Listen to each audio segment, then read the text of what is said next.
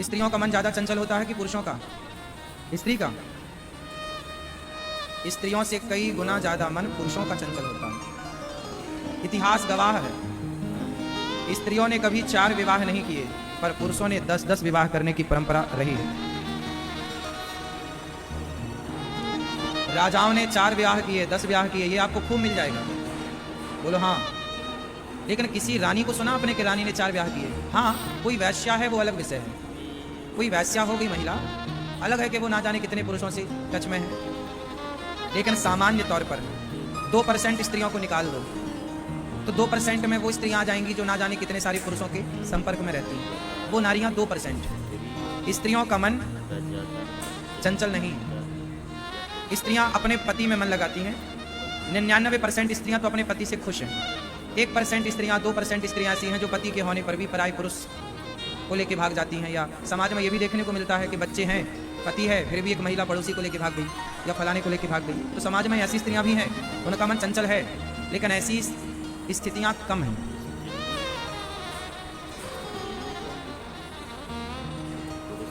पुरुषों का मन ज्यादा चंचल है। इसलिए जब बुढ़ापा आता है ना, तो स्त्रियों का सिर हिलता है और पुरुषों का भी सिर हिलता है, लेकिन दोनों के सिर हिलने में अंतर होता है।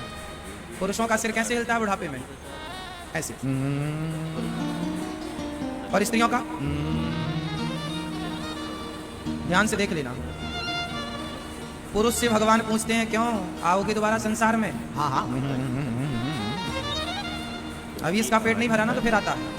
जबकि स्त्रियां मना करती, नहीं प्रभु अब नहीं। स्त्रियां संतुष्ट हो गई अपने पति से। पुत्र अच्छा मिल जाए, सेवा करने वाला, तो स्त्रियां तो और संतुष्ट रहती हैं कि भाई मेरा बेटा बहुत अच्छा है। तो स्त्रियां तो जरा से में संतुष्ट हो जाती हैं। तुम 500 की साड़ी ही लेके आ जाओ, संतुष्ट हो जाएंगी। 2-4 तोले का हार ही बनवा दो, इसमें ही संतुष्ट हो जाएंगे। लेकिन तुम 20 लाख की गाड़ी खरीदने पर भी संतुष्ट नहीं होते।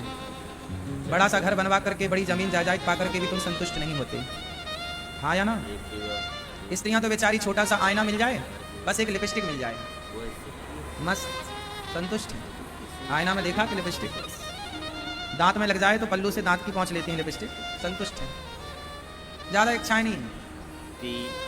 क्यों? बात सही है। स्त्रियों को तो बस एक बाल चोटी ला के दे दो,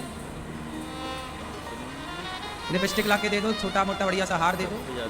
एक छोटी सी जिंदगी है स्त्री की। क्यों मेरी माँ?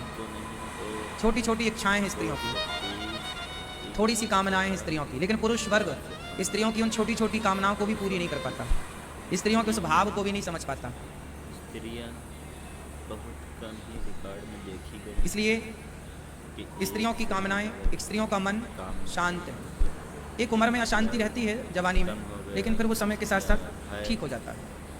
लेकिन पुरुषों का तो बुढ़ापे में भी मन अशांत रहता है, सब कुछ होने पर भी मन अशांत है। इसका कारण ये है कि पुरुषों की इच्छाएं ज़्यादा हैं, स्त्रियों की इच्छाएं थोड़ी हैं, पुरुषों की इच्छाएं ज़्यादा हैं। इसलिए कहता हूँ, इच्छाओं को समाप्त कर लोगे जीते जी तो मोक्ष की ओर बढ़ पाओगे। इसलिए कहता हूँ कि ध्यान करो ईश्वर का।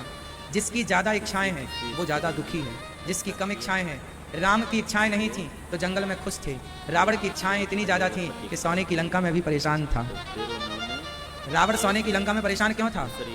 क्योंकि उसकी इच्छाएं ज़्यादा थीं और राम की इच्छाएं बोलो बोलो कम थी।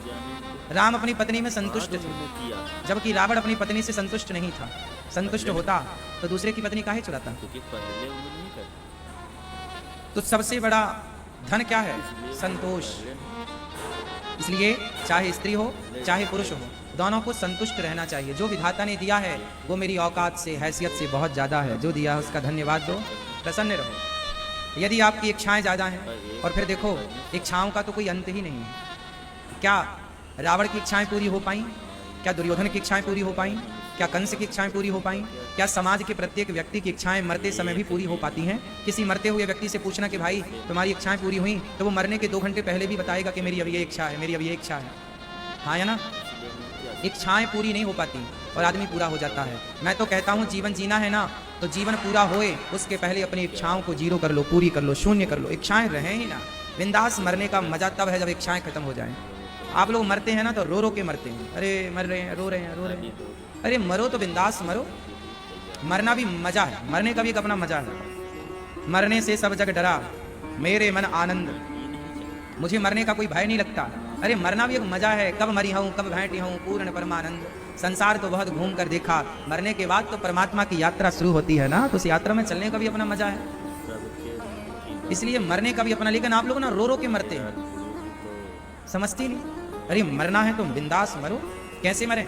इच्छाओं को पहले खत्म कर दो, कोई इच्छा नहीं, मेरी कोई कामना नहीं, बस एक इच्छा शेष रह जाए। कौन सी? कन्हैया तुम्हें एक नजर देखना है।